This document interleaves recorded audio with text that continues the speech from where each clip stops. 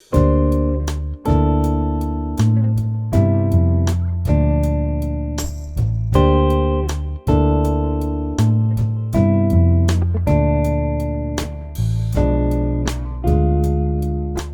afternoon, everyone, and thank you for staying to the end of what has been a long and stimulating day.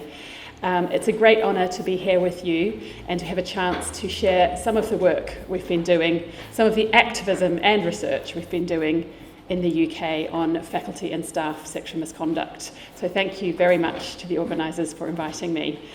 And while I'm doing thank yous, I'd also like to say thank you to the translators who have been doing an incredible job all day. So maybe we need to thank them. And they are now translating into Bosnian. So if anybody is tired of listening to English, there are some headsets down here if you would like to listen to the translation. So today I'm going to share with you some of the research and campaign work I've been carrying out with this organisation I co-founded, the 1752 group. And we are a research and campaign organisation, and we focus on staff and faculty as perpetrators of sexual misconduct in academia. And you can see our Twitter handle up there. If anyone else is on Twitter, do drop us a line. So people often ask, what does your name mean? So I will start by telling you our origin story. Three of my co-founders, Tiffany Page, Heidi Hasbrook, and Chris Australia, were PhD students at Goldsmiths, University of London, in the Centre for Cultural Studies. I was also a PhD student in the same university, but in the sociology department. And Tiffany, Heidi, and Chris were part of a group of students who spent 3 years trying to get Goldsmiths to take action on endemic sexual and racial harassment by academic staff within the Centre for Cultural Studies. This harassment and abuse had been going on for years, possibly even for decades. It took them 3 years of fighting because Goldsmiths did not have effective mechanisms for them to raise concerns or complaints in ways that was safe for them. Finally, after countless hours of labour, after some students had dropped out of their PhDs due to the harassment and abuse, the group finally succeeded and 2 members of staff left the university and the head of department was moved on. So at this point, as you can imagine, this group of students were exhausted, they were drained from this battle, but they wanted to keep up the pressure on Goldsmiths to make sure this could never happen again. So despite their exhaustion, they decided to organise a conference to learn about how these issues should be addressed. And at this point, I got involved. I had been watching their battle from the sidelines, incredulously. And this is a theme of my talk today. Feminists passing the baton amongst each other. So when one group gets burnt out and stops, others of us step forward and do the work. So we organised a conference at Goldsmiths in December 2015 to try to work with senior management within the university to explore what needed to change. Goldsmiths gave us £1,752 to run the conference. But out of the senior staff at the university, only one person attended for 1 hour only. So the discussions we had hoped to have about what changes were needed to policy, to process, to culture were thwarted. And a few months later, Goldsmiths had still failed to make any significant changes to its policy or practice. And as a result, a staunch ally in this work, Professor Sarah Ahmed, resigned from her professorship at Goldsmiths, citing its failure to address sexual harassment. And this news became headlines internationally, and Goldsmiths got a lot of negative attention because of this. So finally, they decided to appoint a sexual misconduct strategy officer full-time for 2 years. And let me tell you, that cost a lot more than £1,752. So when we established ourselves as a group, as a campaign and research group a few months later, we decided to call ourselves the 1752 group as a reminder that these small-scale, short-term gestures, while they might seem helpful and generous at the time, actually are not sufficient for addressing what is an endemic issue within higher education. And so our name has stuck, and the story is a reminder to our universities that they need to take this issue seriously. So today I'm going to be introducing our research and campaign work. Just by way of a trigger warning, I won't be talking in detail about incidents of sexual violence or harassment, but I know this can take a toll on all of us, so please do whatever you need to do to feel okay during the talk. And if you want to come and go, I won't be offended if you need to take some time out for yourself. So in terms of our activism, like many of you here today, we do this on top of our academic jobs. And our activism has primarily involved 3 strategies, which I'll talk a little bit about throughout my talk. So first, making this issue visible through research and media engagement. Secondly, providing resources informed by our research to help universities improve their response. And third, to work nationally with higher education organisations to try and make policy change at a higher level that will filter down to individual universities. So today I want to talk about the research that's informed this work and explain how it's fed into the campaign work. So I'm going to talk through 5 questions. First, how can you make this issue visible? And then I'm going to follow a chronology of complainants' experiences. So first I'm going to talk about a very under-discussed form of abuse or misconduct, which we have labelled grooming. And then I'm going to talk about what happens at the next stage after the misconduct or abuse. What happens when people try to report sexual misconduct, and why do they report? If there is actually a formal process in the university, what happens then? And then at the end of the process, if a university has actually handled a case, what happens at the end of the process? And I'm going to draw on data from qualitative interviews that I carried out in 2018 with students and early career researchers who had all attempted to report sexual misconduct from academic staff to the university or to the police. And I say attempted to report for reasons that will become clear later. So after that wonderful panel on methods and epistemology, I'm actually not going to talk about methods just now, but please do come and ask me more about the methods and ethics of the research if you'd like to later. So first of all, in the first 2 or 3 years of our research and our work as a group, a lot of what we were doing was simply trying to make this issue visible. And as we heard from Kirsten Campbell this morning, making violence visible to ourselves, to others, to institutions has been a long-standing feminist project. And as we found, there was still a lot of work to do.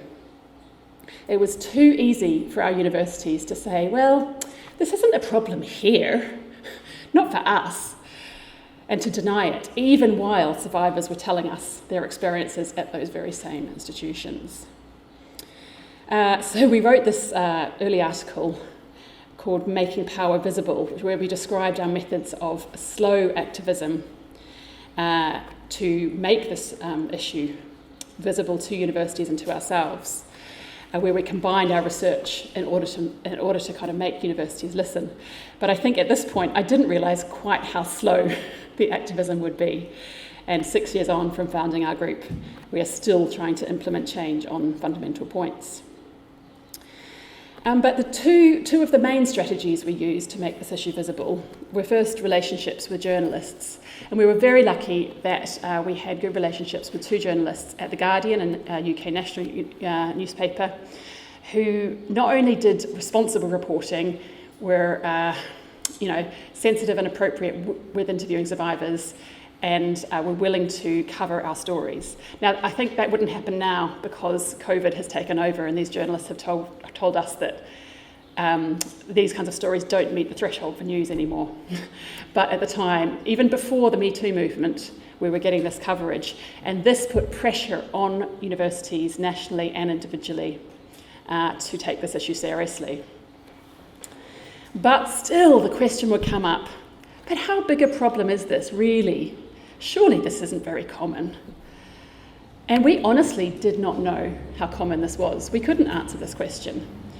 But we did know that it was extremely impactful when sexual misconduct did occur. And this question of, how common is it really? now see this as a way of minimising the issue, dismissing the issue. But we had to address it, and so the tactic we used was to partner with the National Union of Students, with the Women's Campaign, to carry out a national survey of 1,800 students. And we published this in 2018 as a report called Power in the Academy. And I'm happy to say more about that if you're interested. But really, it was just a descriptive report saying, yes, this happens here, and describing the data that we found.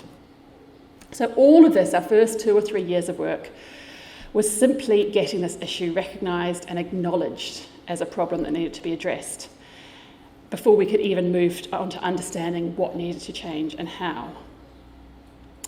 But then it was from our qualitative research alongside our activism that we came to an understanding of the nature of the sexual misconduct that was occurring and the issues with universities' responses. So I'm going to focus on one type of sexual misconduct because it's one that hasn't been talked about as much as I think it needs to. But in the accounts I've heard from survivors and in my qualitative interviews, people have told me about all kinds of sexual and gender-based violence, from abusive relationships, rape and sexual assault, stalking, sexual harassment, you name it, it's happening. Including intersecting with racism and homophobia and transphobia. But one of the types of behaviour that came up a lot in my interviews and was confusing and difficult to label for those who were targeted was what some interviewees called grooming by academic staff. And so I want to focus on that today rather than more explicitly abusive behaviours, as it's more difficult to make this issue visible. And still we find that universities and indeed other staff and students will minimise this because it might not initially at least involve any harassment or violence. But it was still extremely distressing and impactful for the women who were targeted, whether or not it escalated into sexual abuse or violence. So it's a reminder that we have to not equate the type of misconduct with the impact on survivors. And this example also illustrates very well the difficulties that Kirsten Campbell was talking about this morning in relation to naming violence. So we can ask this question, is grooming indeed a form of violence? Or if it's not violence, how do we capture the nature of the harms? So I'm going to give an example of this from one of my interviews from a master's student who I will call Andrea, but that's a pseudonym. She was working as a research assistant for a lecturer in her department, and he also taught her on her master's course. And over time, this lecturer started inviting her for coffees, inviting her for lunch, inviting her for coffee off campus, giving her books, sending photos of him on holiday, sending lots of texts. And there was nothing overtly sexual or even romantic about this behaviour. But it was making Andrea very, very uncomfortable and confused and distressed. She had got accepted onto a PhD program, but he was supposed to be her supervisor, so she was dependent on him for support. So she felt she had to keep him on side. As she describes, from an outsider's perspective, I was saying yes to doing certain things with him, which for all intents and purposes would have counted as consent. But what you don't see is the internal conflict and the invisible power structure where he could make me say yes. He knew the right thing to ask and how to ask it in the right way, in which it was pretty much impossible. I felt it was impossible for me to say no. So Andrea very eloquently describes the issues with consent in a relationship of unequal power. It was not possible for her to say no, and also at this stage, there was nothing she felt she could report to the university or even raise with other members of staff, as there had been no harassment as per university definitions. She also felt that by saying yes to going for coffee or lunch with him, that she was complicit in this relationship. How could she report something when she herself had agreed to this? And over time, Andrea became more and more distressed by this behaviour. In fact, she was surprised by how deeply it affected her, She felt a strong loss of control and became depressed. So eventually she did try to report this behaviour, and I'm going to talk about reporting experiences in a minute. But for now, I want to focus on this issue of what she described as grooming and what we also labelled as boundary blurring behaviours. So drawing on her experience and 7 other interviewees who described similar experiences, Tiffany, Page and I came up with these definitions. And we drew on research on abuse in sport, where there are similar behaviours between 2 adults, coach and athlete, that have been quite extensively researched. So we described boundary blurring as behaviours that transgress often tacit professional boundaries. So university staff having often no code of conduct, no professional set of expectations that is laid out that they should follow. And grooming as a pattern of these boundary blurring behaviours over time between people in positions of unequal power that may lead to an abuse of power. So it doesn't necessarily lead to an abusive situation, but for many other interviewees, what started as grooming then became, in one case, an abusive relationship, in another case, led to rape. So what's really important is the pattern over time. Behaviours that on their own do not constitute harassment or contravene any policies need to be seen as part of a pattern. And this is something that students themselves and staff who are targeted also for these behaviours cannot see.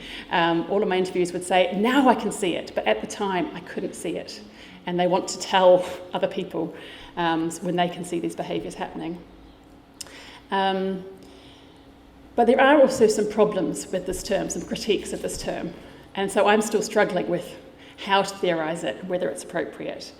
So first of all, in English law, grooming is not a criminal offence unless it is targeted at under 18-year-olds, unless it's an adult targeting a child under 18. So this term, as it came up in my research, adult to adult, is not a criminal offence.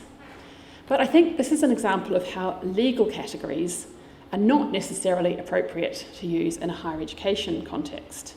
Students or staff can experience harmful behaviours that need to be addressed by universities, even though they are not criminal offences or perhaps not even civil offences. And more importantly, grooming was the term used by several of my interviewees that made sense to them of their experience. So we would defend the use of this term despite the differences from the legal definition. But another problem with this term is that it implies that these behaviours from the staff member are intentional, that the person is intentionally blurring these boundaries in order to then abuse the student or staff member they're targeting. But we don't feel that foregrounding the intentionality of the perpetrator is helpful. And in fact, in Andrea's case, she thought that the behaviours were about her lecturer trying to get her into a romantic relationship. So she thought he was just used to targeting students for, as his romantic partners. But he didn't see this as a problem as being across an unequal power imbalance. So he was doing what was totally accepted within her department, within her discipline. These behaviours were not seen as problematic. But I think what matters is not his intentions. What matters is how Andrea herself and the other people targeted experience these behaviours. So we need to focus on behaviours and power structures rather than intentionality. And I think this definition does make a difference in practice. So far we know of one, hopefully more, but at least one university in England who has adopted this definition. So University College London, in their prevention of bullying and harassment policy, have added a definition of grooming. So if students and staff report this, they've got some way of recognising these behaviours. And students and staff who are targeted, if they read the policy and they think, can I report this? Yes, they can. They can see what that definition is. So it helps people make sense of what they're experiencing.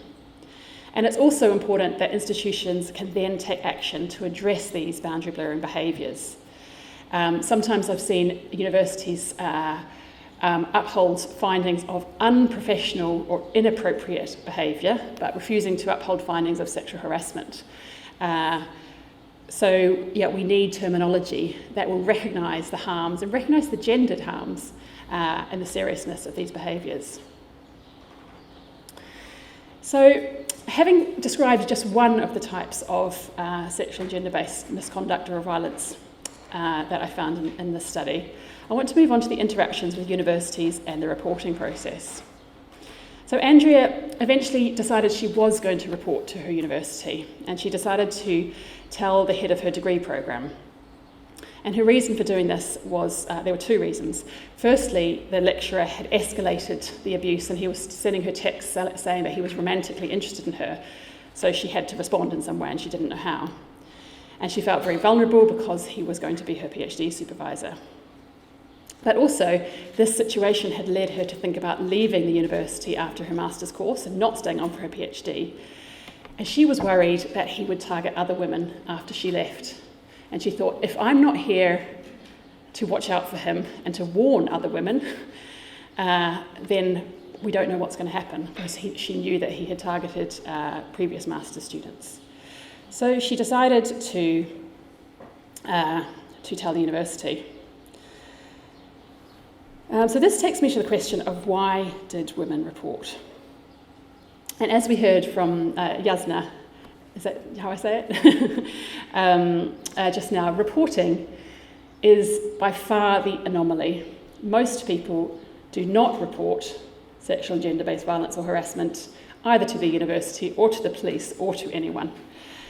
So I had a unique sample in that I had 16 respondents who had in fact reported or attempted to report.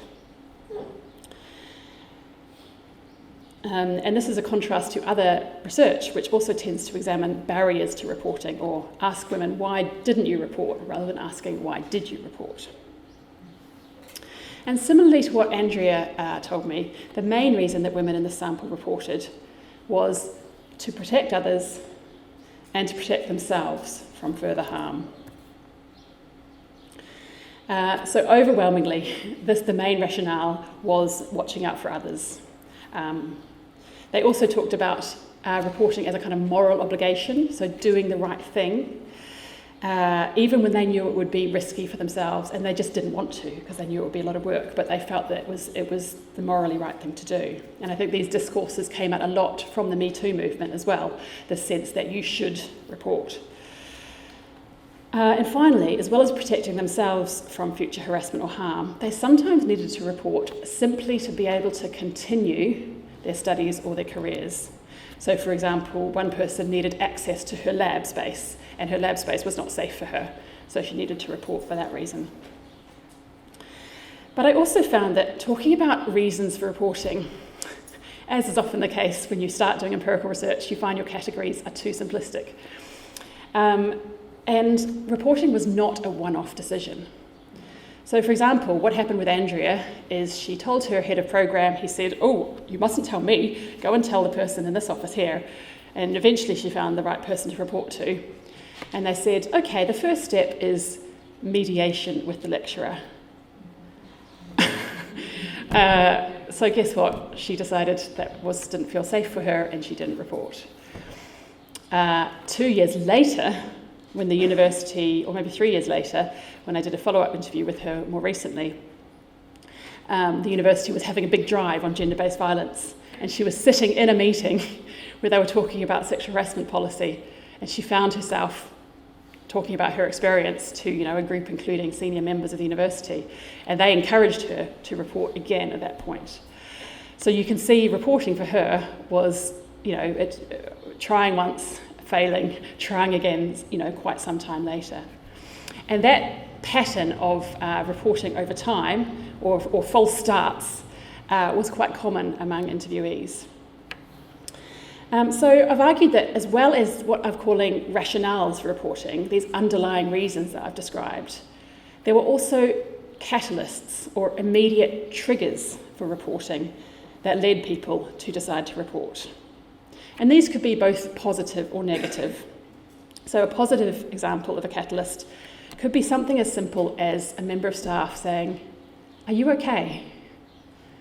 And people might have not thought of reporting, but somebody asking them, "Oh, I hear there's some issues with your supervisor. Would you like to, are you doing okay? Do you want to talk about it?" That could be enough to make people on the spur of the moment say, "Oh, I'm allowed to talk about this, okay."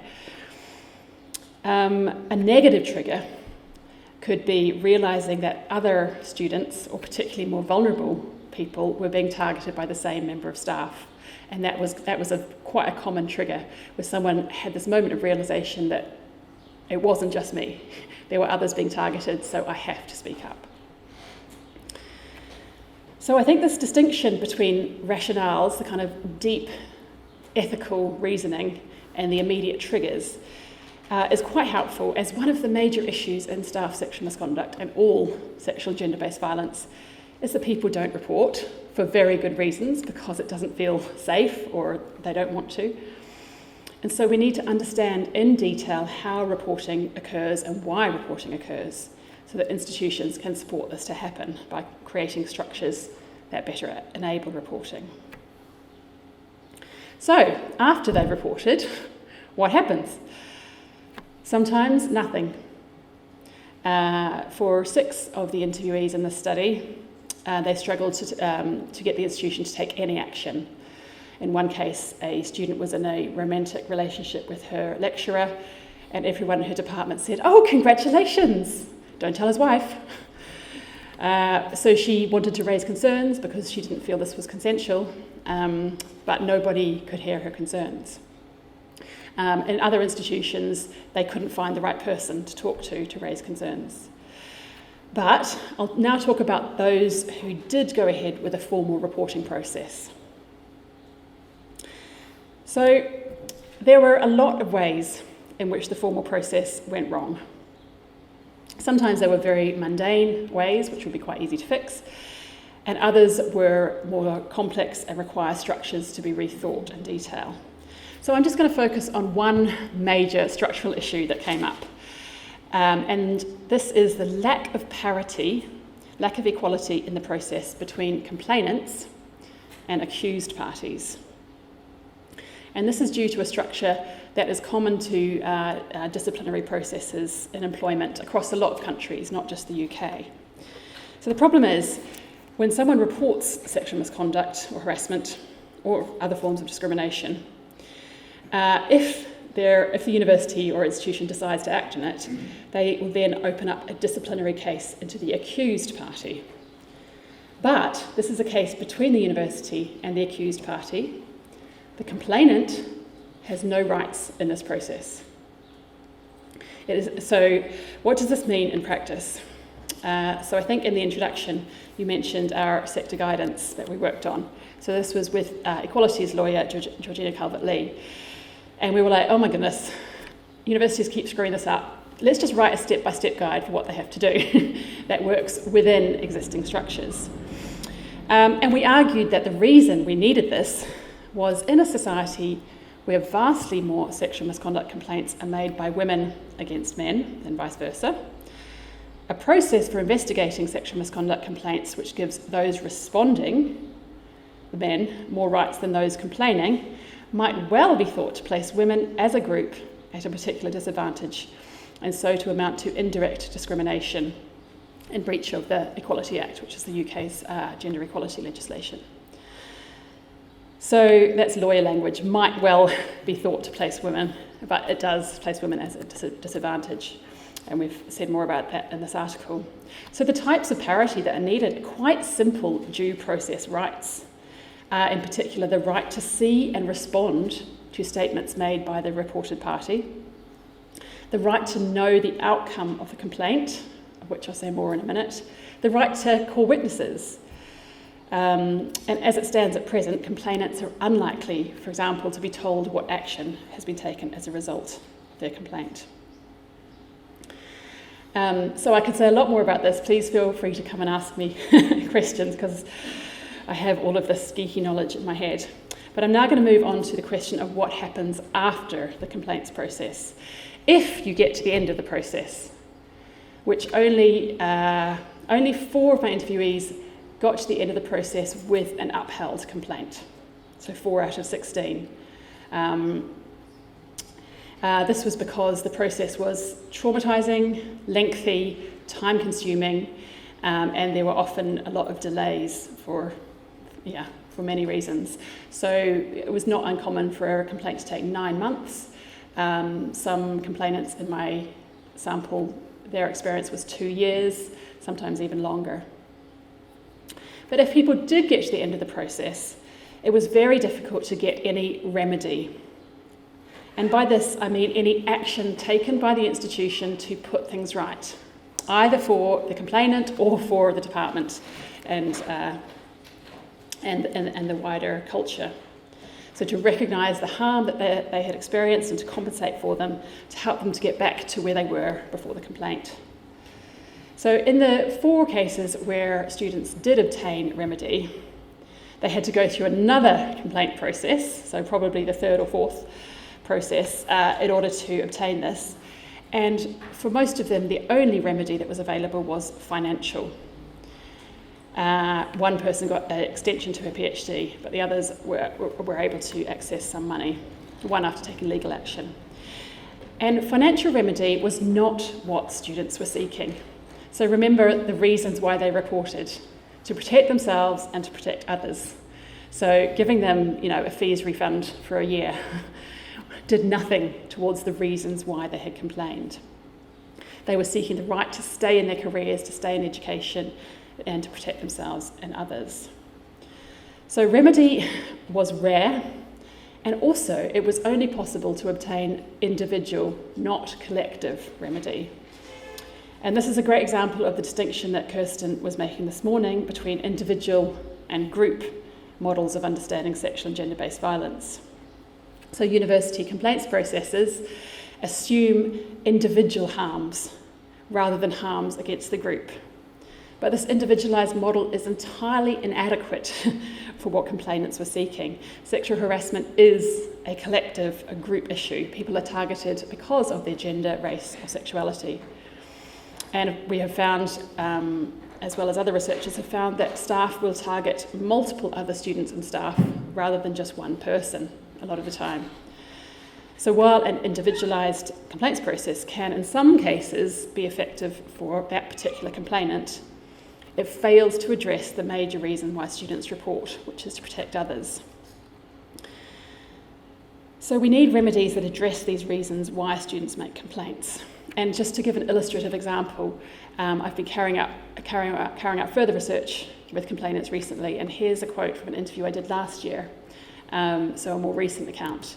This is from a PhD student who I'll call Sophie. And I said, I've started asking people, what would justice have looked like for you? And she said, I'll say it again, just to guarantee that this won't happen to anyone else. Maybe the professor will get 6 18-year-old girls, like he did last year in his tutorial group, who he teaches weekly. And that's it. My whole motivation was not to get anything for me. I'm done, I've finished my PhD, I have my thesis. I don't care, I don't want vengeance, I just don't want it to happen to anyone else.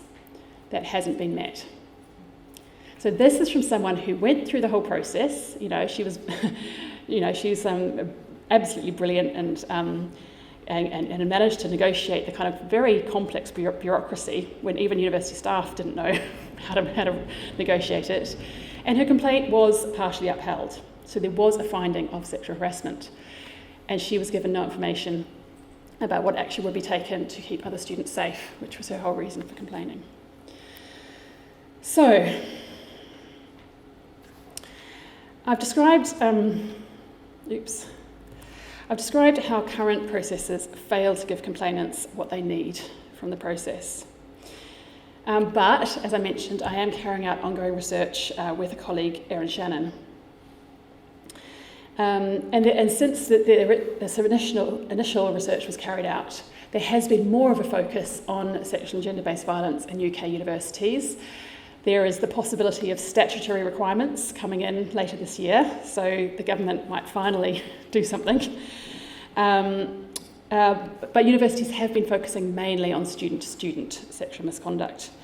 There's an increasing awareness of staff sexual misconduct. So to conclude, I thought I'd just draw together some reflections on challenges and ways forward for this work. The current data I've got is still a big mess in my head, so I can't really give a broad overview. But I think we're finding that there is some improvement in that fewer people are getting blocked from the process right at the start. Most people are getting a response where they can actually get their report taken seriously and acted on by someone in the institution. People are believing them and listening to them. But then the problems are still coming up later in the process. It seems like universities need to practice this process many, many times and make different mistakes every time. And as I've described, there are also structural issues which we're struggling to overcome. So formal reporting processes are slightly better, but they're still not working for complainants. So this brings up a fundamental question. What are the limits of using formal university complaints processes in this area? And is it even worth focusing on trying to improve the institutional process, the nitty-gritty, as opposed to wider measures for holding institutions accountable and direct action? So in India, as my colleague Adrija Day has written about, there have been long-running debates between feminist activists who have focused on trying to improve due process, and they've got a wealth of knowledge that I'm learning from. And then more recently, activists who are bypassing due process entirely with direct action, such as naming their abusers on social media. And so this question of whether we try and improve from within or pursue justice outside of institutions is, of course, a long-standing one in feminist thought. So similarly to Kirsten this morning, I remain convinced that both are needed, and we shouldn't give up on trying to make our institutions places where we can hold people accountable and keep each other safe. Nevertheless, there are major challenges. And I've spoken about some of these challenges today, but at the moment in the UK, a massive battleground is confidentiality and data protection legislation. Institutions are using data protection to avoid transparency and accountability. So I've talked about it here as the weaponisation of confidentiality, because survivors tell me this is how it feels, that confidentiality is being used to protect accused parties. And we've been trying to understand how this works, and I feel like it's almost a mass delusion across the whole country, where everybody is protecting data rather than protecting people. There's also a question, another challenge, is how we activists are potentially complicit in the neoliberalisation of higher education. So how our work gets co-opted into the marketisation of higher education and consolidating the idea of students as consumers. And this is a particularly urgent issue in the UK, where marketisation has been strong. So if we're working on changing institutions from within, there's a big risk that the institution co-opts our work to make themselves look good and co-opts it into an agenda of protecting students' consumer rights rather than their equality rights, human rights. And this is something that we've certainly experienced. My colleague Layla Whitley's written a great article about how goldsmiths used our activism against them as evidence of the work that they were doing on sexual harassment. It's just, the audacity is jaw-dropping. And the wider question that I'm asking throughout this work is about the role of institutions in society in tackling sexual and gender-based violence.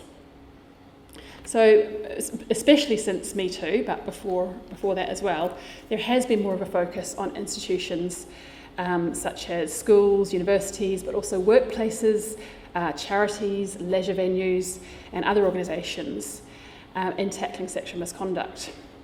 And I think there's a growing acceptance, certainly in the UK, that rather than relying on the criminal justice system to do this work, this job needs to be spread across all institutions in society. And survivors are calling for justice and safety from their institutions, and institutions are being required to do things they have never done before. And this is a big challenge, and it requires a lot of resources, a lot of expertise, a lot of learning, a lot of change. And I think in the UK at least, this wider reframing of the issue has shifted. There are fewer voices saying, oh, you have to go to the police, and more voices saying, what can I do? What can we do in my workplace, in my school, in my university to make things safer? So at the times when I'm worried that our work is too slow and not making a difference, this is something that I remind myself of, that we're part of a wider shift in consciousness, a wider diffusion of responsibility for tackling sexual and gender-based violence across society. And to finish, I want to return to the question of how we can do this activism sustainably.